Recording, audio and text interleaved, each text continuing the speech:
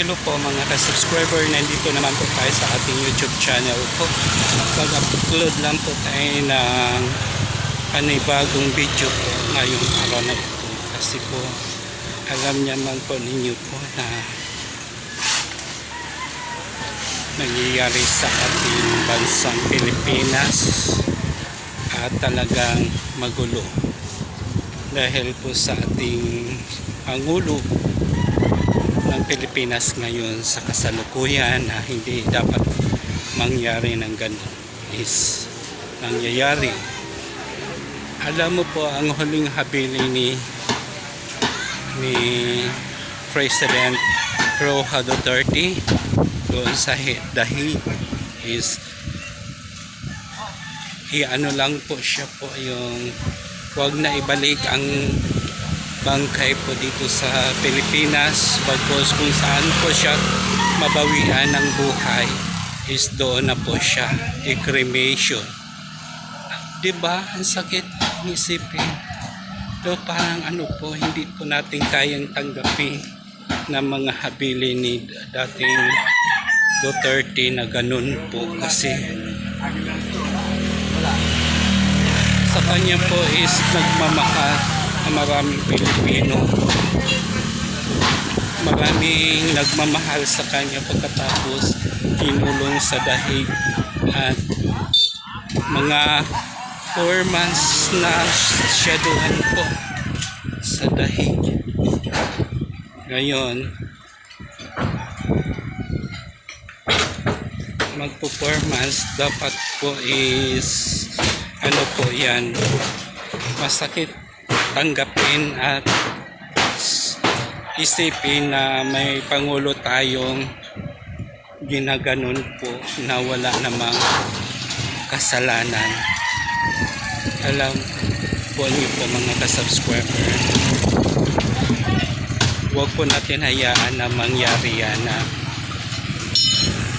doon mabawian ng buhay ang ating dating Pangulo Duterte na maraming nagmamahal sa kanya at umaasang makauwi kaagad dito sa ating bansang Pilipinas kasi siya lang pong tanging nire-respeto ng mga tao ng buong mundo, yung karapatan niya bilang servant leader na good servant at brilliant na presidente ay pinadala sa Banyagang Puti at doon kinulong. Masakit po sa ating bilang Pilipino na nagmamahal kay Tatay Digong. Sana sumisigaw tayo na ngayon ng bring home Tatay Digong right now. Yun po mga ka-subscriber, tulungan po natin magkaisa po tayo mga Pilipino na tayo lang po ang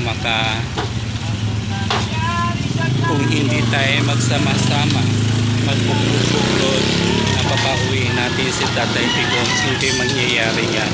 Kalampagin po natin. Marami pong salamat po mga ka-subscriber. Magtulungan po tayo kasi ang Tatay Digong is sobrang payat na po sa Dahig. Hindi na po kaya niyan kung anong laki ng braso ng Bibi Sara Duterte, halos kalahati na lang ang kanyang braso. Butot balat na lang po ang ating Tatay Digong, ang dating former President Roha Duterte na sa Dahig. Sana magkaisa po tayo at mabigyan ng hustisya at mapauwi at mapadismiss kaagad ang kaso niya kasi wala naman pong basihan na huhulihin siya at dakpin at ikulong doon sa Dahig Detention Center.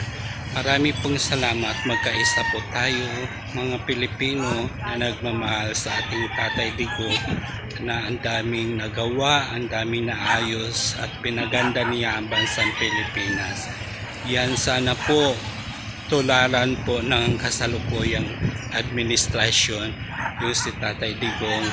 Walang kinurap, walang ninakaw, bagkus pinakulong sa ICC detention center at iniisahan, walang hiya, itanggalan ng dignidad ang mga Duterte, pilit pababain, pilit lagyan ng ebidensya na walang katibayan. Kayo na po ang maghusga, mga tao. Maraming salamat. Hanggang dito na lang ang video natin.